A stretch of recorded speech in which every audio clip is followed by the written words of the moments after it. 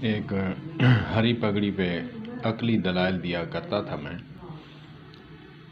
کہ جس کا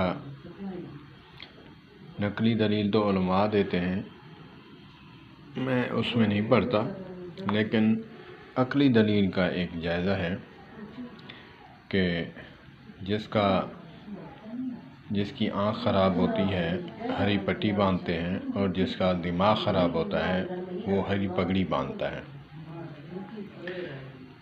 تو سوچ و بچار کے بعد اللہ پاک مسلکی تعصب سے بچائے۔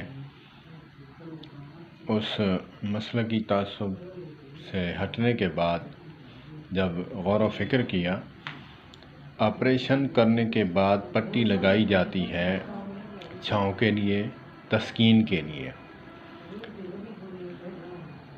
آنکھ خراب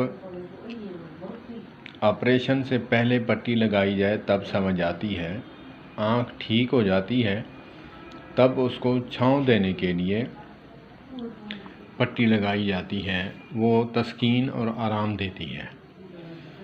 تو میں کہا کرتا تھا کہ جس کی آنکھ خراب ہوتی ہے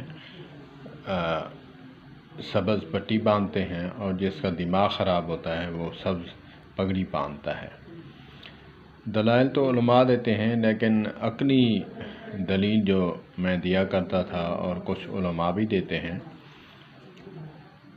تو اس کا اب میں سوچ رہا تھا کہ جب انسان کسی مسلک میں بھی ہو، ایک دوسرے پر مسلکی تعصب جب کرتے ہیں تو بات سمجھ آئے یا نہ آئے،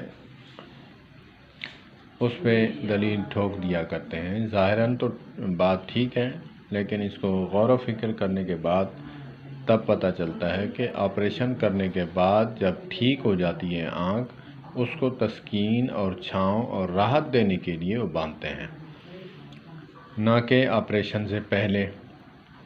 اللہ پاک ہمیں سمجھ عطا فرمائے۔